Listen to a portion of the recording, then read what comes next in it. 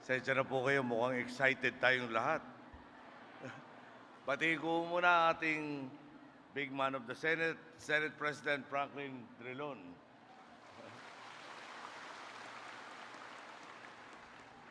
Sama rin po natin si Speaker Sonny Belmonte. Andiyan rin po mga membro ng ating kabinete. Siyempre po, mamaya-mayang konti, ang magpapatuloy po ng Daang Matuwid, si Mar Rojas. Ang katuwang sa pagpapatuloy ng Daang Matuwid, si Leni Robredo.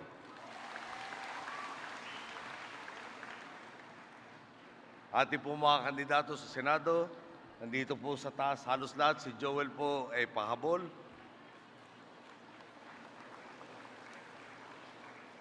Dapat di ko na po pakilala, pero papakilala ko na rin si Manong Tony Del Rosario,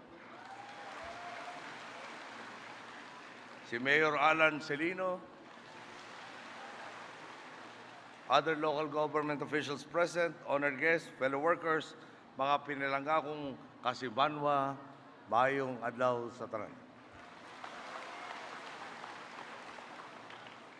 Talaga naman pong malapit sa puso ko ang mga pinalangga kong kapisenyo.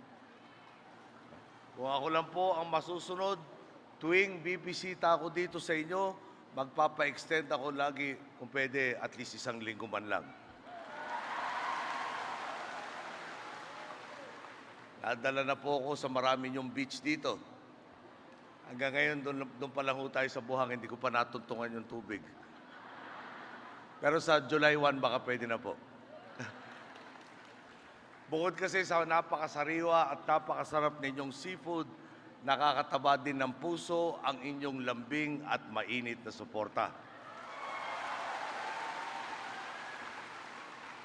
Sa pagtakbo ko pala po bilang senador hanggang sa pagkapangulo, nariyan kayo, patuloy na nagtitiwala. Sa inyong atanan, madamugid nga salamat.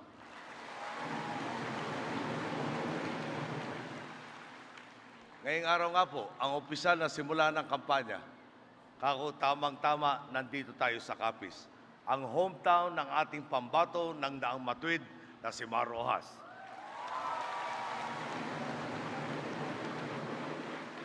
Si Mar ang nagpakilala sa akin sa inyo at gumarantya sa talaga namang overwhelming ninyong suporta. Ngayon, sa tulong ninyong muli, ako naman po ang buong kumpiyansang nagsasabi, si Mar Rojas ang dapat nga masunod nga presidente sa Pilipinas. Alam niyo po, sa tuwing kampanya, napatunayan na natin, ang punong hitik sa bunga, binabato. Tingnan po ninyo, noong taong 2009, Setyembre ang buwan, ayon sa SWS, hindi pa man ako nakakapagdesisyon na tumakbo, umabot na raw po sa 60% ang nakuha nating rating sa survey. Naghati-hati na sa natitira ang makakalabang po. Kahit nga po pagsamasamahin yung numero nilang lahat, mananalo pa rin tayo sa ganung paraan. Kaya naman po,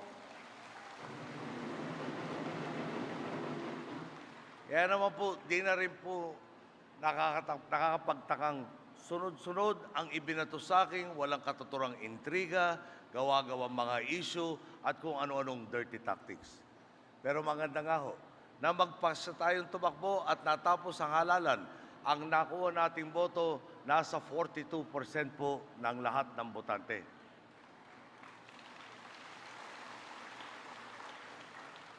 Lahat po ng inarap kong hamon, buong tapang kong nalampasan dahil alam kong nasa likod ko kayo. Ayon nga po sa Pulse, noong November 2012, umabot sa 80% ang pinakamataas nating naging trust rating.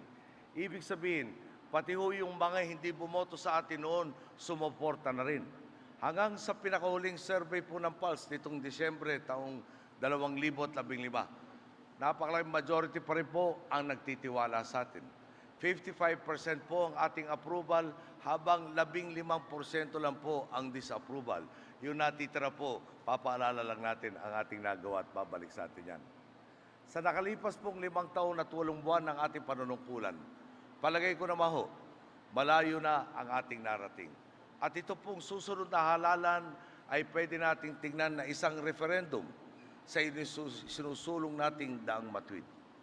Kayo po ang magdidesisyon kung ang pagbabagong ating tinatamasa ay magiging permanente o tatanawin lang bilang panandaliang bakasyon sa isang mahabang kasaysayan ng laganap na katiwalian at kahirapan. Ang tanong po, tama ba itong landas na tinatahak natin?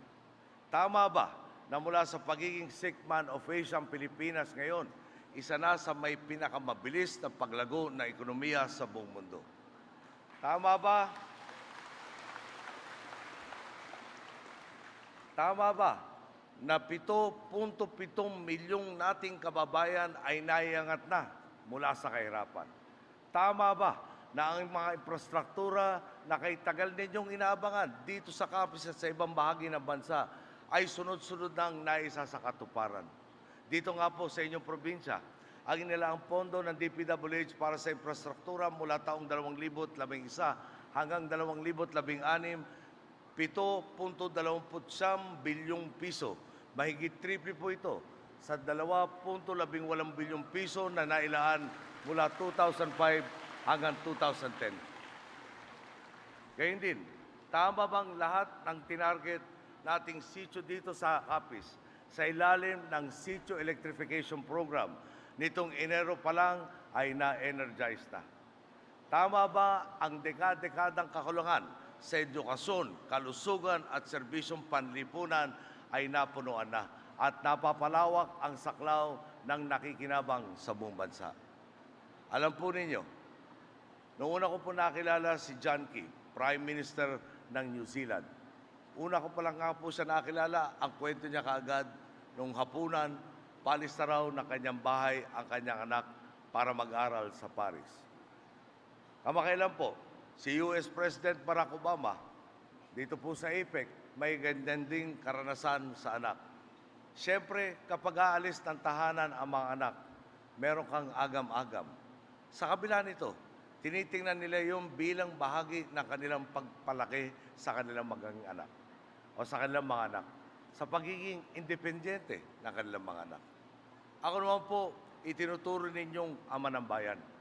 At sa June 30, 2016, bababa na ako sa pwesto.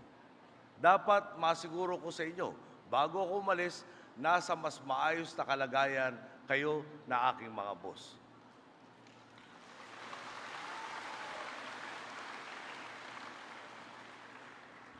Mahalaga pong masiguro na ang mga susunod na pinuno ay itutuloy ang Daang Matuwid. Sipin po ninyo, kung kabaliktaran nito ang isusulong ng papalit sa akin, kung epal, papogi at pananatili lang sa kapangyarihan ang kanyang iniisip, sigurado po, masasayang lang ang lahat ng ating pinaghirapan at mababaliwala ang mga pagkakataong bubukas sa ating bansa. Di po ba mas masaklap na parang pinaasa mo lang sa wala ang mga nasa laylayan ng lipunan? Hindi na ako magpapaligoy-ligoy pa. Ang kailangan, iyong kapareho ng ating pananaw, yung nagmamahal sa Pilipino at tiyak na uunahin ang bayan bago ang sarili.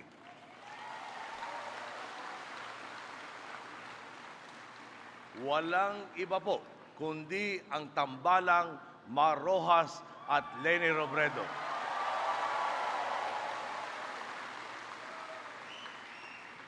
Matagal ko na pong kilala si Mar. Mahaba din ang pinagsamahan ng aming mga pamilya. Si Mar po may kakayahan, may integridad at subok ang karanasan. Saksi ang sambayanan nang pinatunayan niya ang kahandaang magsakripisyo para sa katuparan ng ating kolektibong layunin. Noong taong 2010, siya ang unang pambato ng partido sa pagkapangulo. Matagal na niya itong napaghandaan at marami na siyang pinaghirapan sa kanyang kampanya. Pero ano po ang ginawa niya? Wala na hong debate-debate, walang mahabang usapan, walang hinihinging kapalit. Kusang loob po siyang nag-anunsyo ng kanyang pagbaba para bigyan daan ang ating kandidatura.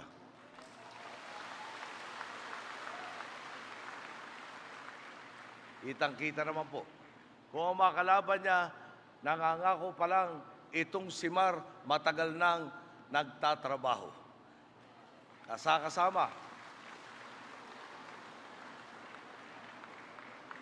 Kasama natin sa pagsusulong ng transformasyon sa lipunan. Kung yung iba, wagas kumambola, si Mar talagang marami nang nagawa at nireforma. Halimbawa po, sa paglaban sa krimen, nang inatasan natin si Mar Rojas bilang pinuno ng DILG noon para tutukan ang pagsugpo ng krimen, lalo na sa National Capital Region, inilunsad niya ang Oplan Lambat Sibat. Sa pamamagitan nito, masusing pinag-aralan ng galaw ng mga kriminal at stratehikong dineploy ang ating kapulisan. Resulta, ang dating 919 na insidente kada linggo ng robbery, theft at carnapping mula Enero hanggang Hunyo 2014, napababa sa 375 noong Hulyo 2014 hanggang Abril 2015. Mahigit 50% pong pagbabayan sa bilang ng krimen kada linggo. Kaya't mas marami nating kababayan ang nailalayo sa peligro. Dahil po sa epektibong implementasyon ng programa, inilunsad na rin ang Oplan Lambat Sibat sa iba pang rehiyon. Pinatunayan din ni Mar ang kahandaan niya miski anong oras para tugunan ang pangangailangan ng ating mga boss. Mapakrisis man sa Zamboanga, lindol sa Cebu at Bohol o nung bagyong Yolanda, mapabaha o sunog sa barangay, lagi siyang nasa frontline para sumaklolo at tumalalay.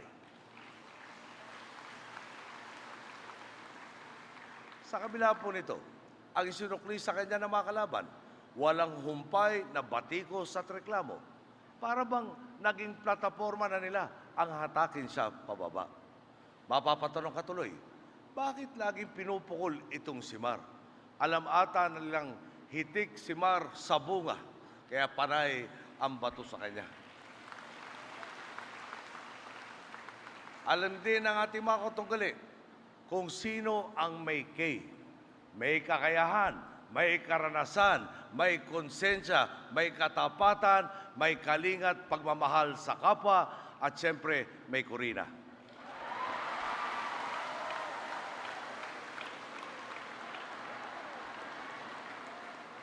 Tingnan po natin yung pagtuligsa kay Mar nang rumisponde siya sa Eastern Samar para tulungan ang mga sinalanta ng Bagyong Ruby. Dahil sarado po ang mga kalye at walang madadaanan ng mga kotse, minabuti ni Mar na sumakay ng motorsiklo para makarating sa dapat puntahan. Nang nadulas, kinuhanan ng litrato, pinakalat at tinulugsa pa.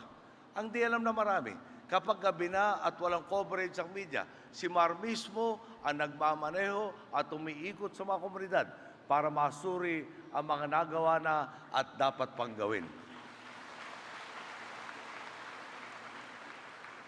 Kita nyo nga naman, pati po yung mga kalaban natin, may konsepto ng continuity.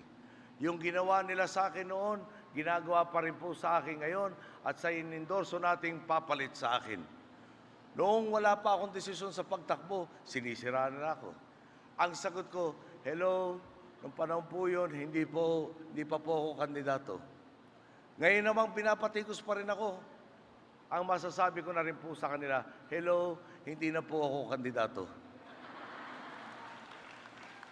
Malinaw naman, nakikita ng ating mga boss ang totoo at hindi sila magpapabola. Kung noon, todo ang pampapatikos ng ilang may pansariling agenda at di sila nagtagumpay. Ngayon, hindi pa rin po sila lalo magtatagumpay.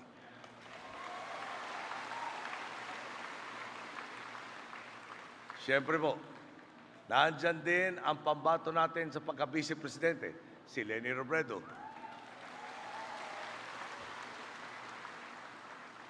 Pagkaintindi ko po, si Jessie nung unang nakita si Leni, love at first sight.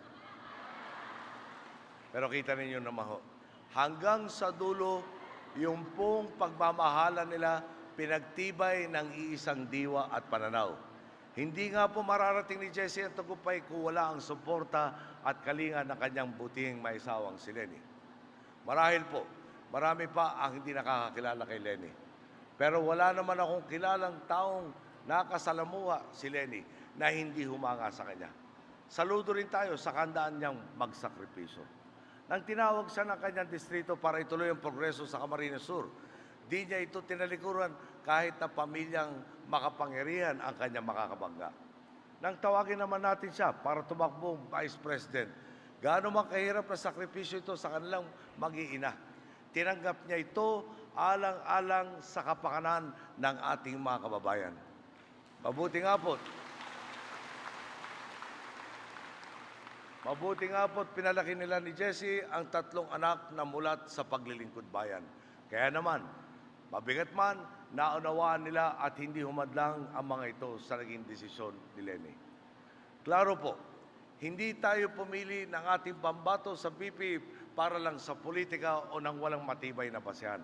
Kailangan nasa tamang lugar ang puso at mayroon ding sapat na kakayahang mamuno. Lalo pat anumang oras, pwede siyang humaliling Pangulo. Iyan po si Leni Robredo.